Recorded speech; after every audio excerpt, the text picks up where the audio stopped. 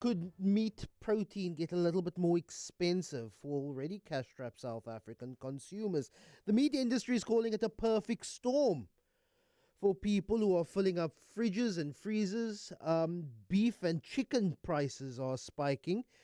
It's because of the shortages from the Karen beef foot and mouth outbreak at the Karen beef food lot. They've had to slaughter up to 75% of its cattle. It removes a major source of beef from the market. There have been vaccination delays and feedlot disruptions. This will see prolonged shortages. But elsewhere, we have chicken imports from Brazil that have been banned. That's worsening the situation when it comes to red and white meat. And it's not just going to affect chunks of meat and chicken, also the processed products. And those go a long way, especially to feed a family, polonies and Viennas.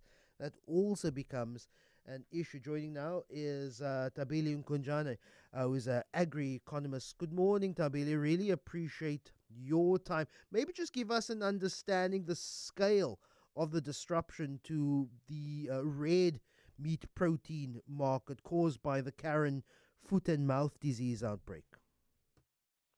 Good morning to you, Lisa, and the listeners, and thanks for having me once more. So the big issue, with the beef is that now, since the Elderbeck, farm where Karen, one of the biggest producers of beef in South Africa, and of course within the continent of Africa, has actually been infected by the foot and mouth disease.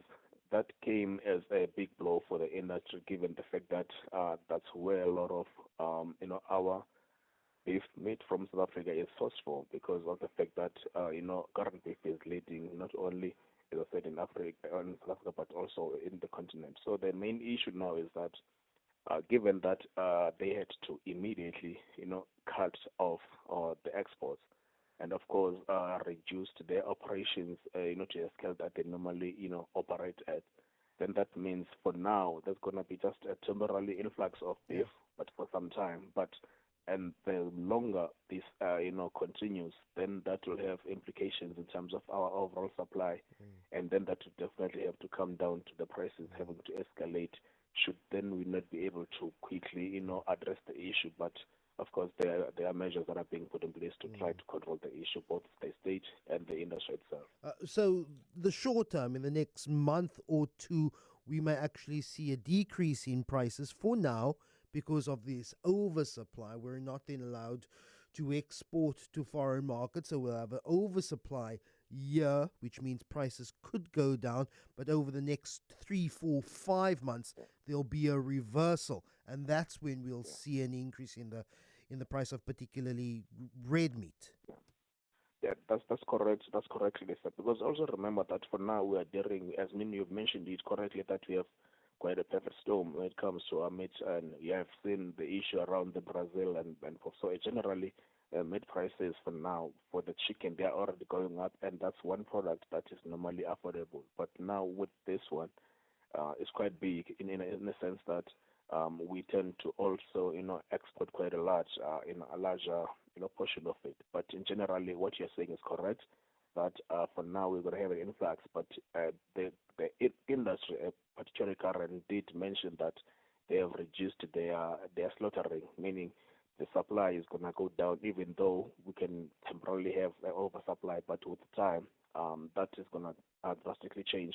And of course, it takes time to address these things. Remember, we've been dealing with this foot and mouth disease for a couple of years now, though at times it seems to under control, but it looks like we are really struggling, to deal with it because of the issues around, the vaccinations and all that. When it comes to chicken, there's the implications of the ban on chicken and what's known as mechanically deboned chicken.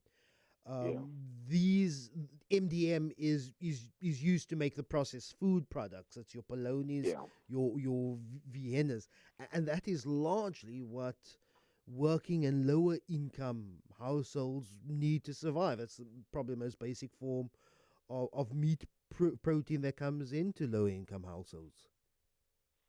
Yeah, I think that the focus has been mainly on the mechanical deboned meat, as you're mentioning, Lester, and that is mainly for the processed products, which can be very higher, and in general, because it's an value addition and it's on its own, so it's generally higher. But there's been some sort of an under communication of the other facts around the Brazilian ban on poultry imports into South Africa.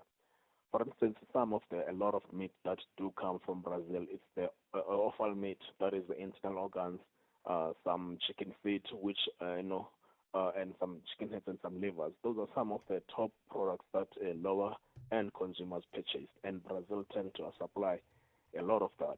So now, this is quite an issue on its own that I feel like it's not been communicated properly because we are focused on the larger portion which Brazil supplies the mechanically deboned meat. But we have also overlooked the portions that I've just mentioned to you that, this is quite a product that a lower end consumers in South Africa do consume and then therefore have economic implications and food security in South The- Africa. I'm seeing a reporting before me, the JSE listed Oceana warning that there could be a local shortage when it comes to chicken livers. So if you enjoy Yeah. peri peri chicken livers on a Saturday morning, as I do, that could be in short supply. But what would this mean in terms of consumer appetite? What they can afford? Would there be any consumer shift towards other proteins, like for example, the consumption of more pork, maybe even the Yeah. consumption of more, maybe even plant-based alternatives? Yeah, for now, listen, generally, there's always been a switch between meat consumers, but we must understand that between the beef and pork, for instance, and chicken, those are two consumers that normally consume those. For instance, for pork and chicken, it's mostly the lower consumers that normally consume those prices because based on the prices. But then again, remember, when it comes to pork, there are a lot of people in South Africa that do not really consume pork because of a number of issues. But then now, for those that are specifically consuming chicken, they don't really have an alternative. Maybe fish, but again, fish is another story that you can talk about in a different story, a different day. But now the main issue is that the beef is always a product that is always kind of more expensive when you compare it to chicken.